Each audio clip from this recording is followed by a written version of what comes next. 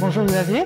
Bonjour. Je rappelle que tu es artiste peintre et que tu vis et en même temps tu travailles ici, rue du Château-Ouvrier. Quand es-tu arrivé dans cet endroit? Alors moi je suis arrivé ici en 2004, mais non seulement moi, comme c'est une allée d'artistes où il n'y a que des ateliers.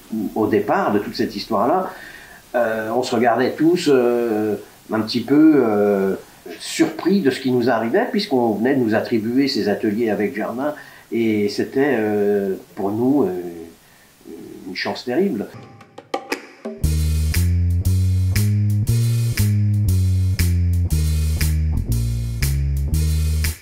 Tu es très attaché au 14e arrondissement, pour quelle raison? Pour différentes raisons. On ne peut pas rester indifférent au 14e quand on connaît ces différents quartiers, parce qu'il y a plusieurs zones. Mais moi, le mien, là où je suis, à Pernetti, je l'aime beaucoup parce que on s'y sent un peu comme dans une ville provinciale. Moi, venant de la province, ça me rappelle justement ce que j'ai connu quand j'étais enfant.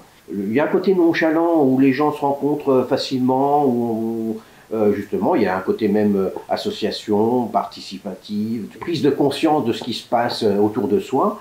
Et ce que j'aime aussi, c'est cette non-indifférence à l'égard des autres. Donc voilà, moi j'aime bien, je m'y sens bien, j'aime bien cette chaleur, j'aime bien ce partage.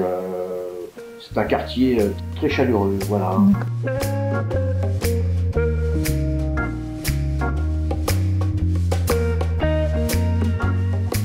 Ton atelier est situé à 2 pas du Château-Ouvrier.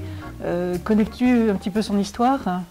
D'après ce que l'on m'a raconté, c'est cette association Urbanisme et Démocratie qui a lutté avec aussi l'ensemble des riverains, des habitants du quartier, qui ont lutté justement pour ne pas avoir un projet encore avec des tours qui viennent polluer l'ambiance urbaine. Je pense que la volonté aussi de ce lieu, c'était aussi de rejoindre au niveau historique l'histoire des Montparnasse. On a Montparnasse, les Montparnasse, des artistes.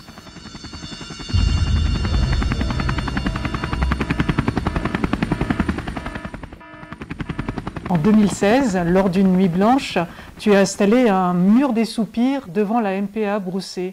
De quoi s'agissait-il exactement? Et donc en 2016, Trump qui lance l'idée de construire un mur entre le Mexique et les États-Unis. Et là-dessus, je me dis, c'est pas possible, on ne peut pas admettre, après ce que l'on a connu ces 30 dernières années, c'est-à-dire le mur de Berlin qui s'écroule, les ouvertures aux frontières, la démocratie qui s'installe, pour ces pays qui avaient connu justement une époque très close, quoi, très fermée. Et je me suis dit, tiens, je ferais bien un projet, pas un petit projet, un projet. La nuit blanche de 2016, j'ai créé ce mur des soupirs. Étant un peu scénographe,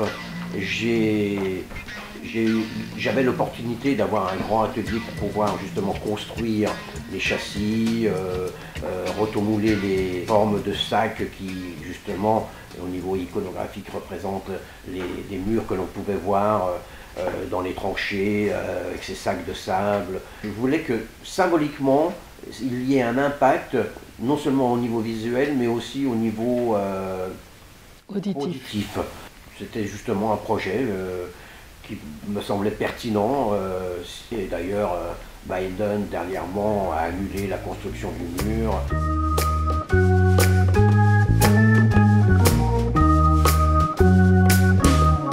D'après toi, quelle est l'utilité de l'artiste dans la société? Je pense qu'il ne faut pas parler d'utilité entre la littérature, le cinéma, la poésie, la musique, les plasticiens. toutes ces formes d'expression aident justement à réfléchir. Les artistes sont là pour dénoncer ce qu'ils ont perçu ou pas. Donc à partir d'une prise de position, il y a des choses qui se font, qui se créent et qui font réfléchir d'autres personnes, la société. Quand un artiste s'exprime, généralement, il est compris à l'heure actuelle. L'art contemporain a tellement évolué que ce n'est plus si difficile à comprendre par rapport au début du siècle, quoi.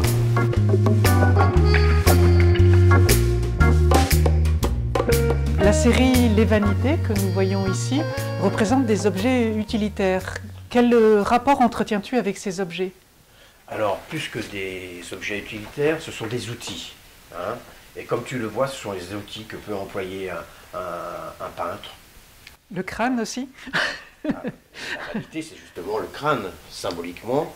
C'est représentatif de la mort, de la condition de l'être, c'est-à-dire que nous sommes tous égaux quand on est réduit à ce stade-là.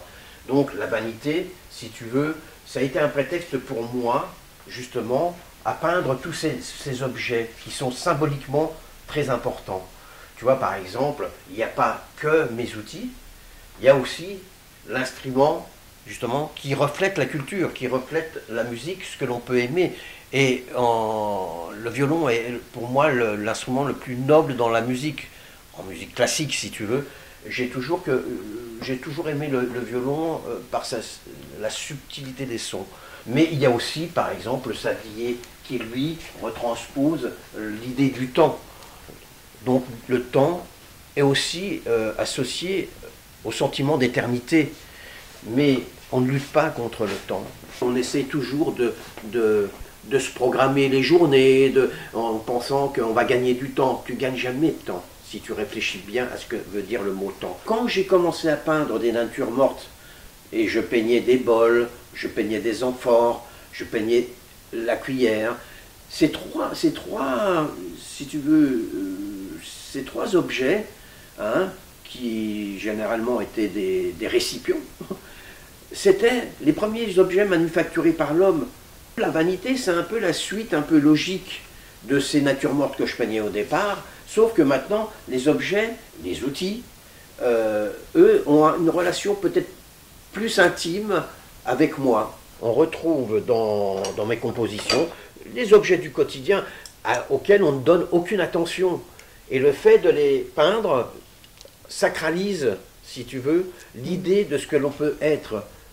Dans ces vanités, j'y insère aussi certaines vues d'œuvres qui ont existé à travers d'autres artistes. Là, c'est par exemple, quand on lit Merde d'artiste, c'est Piero Manzoni. Cet artiste-là a créé cette boîte de conserve en opposition à sa famille dont le père était justement fabricant de conserves.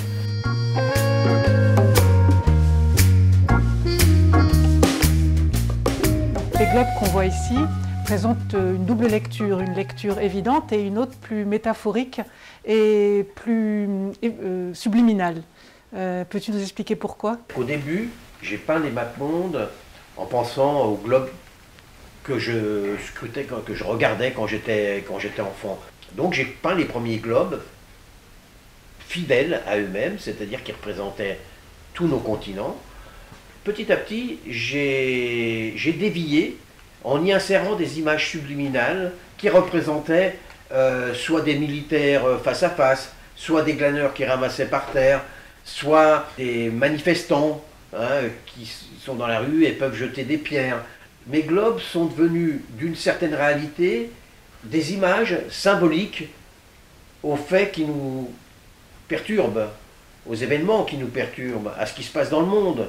Justement, le monde était un prétexte justement à dénoncer ce qui nous sensibilisait, quoi. C'est pour ça que j'ai fait des images subliminales.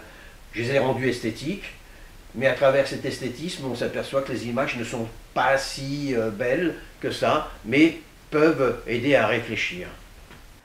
Quels sont tes projets pour l'avenir, Xavier?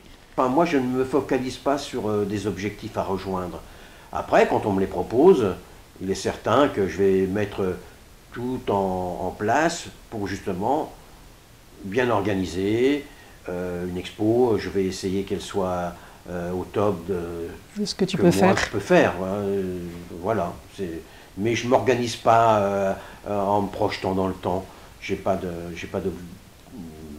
je vis, je te dis, au jour le jour. Je ne suis pas non plus UBA. Hein.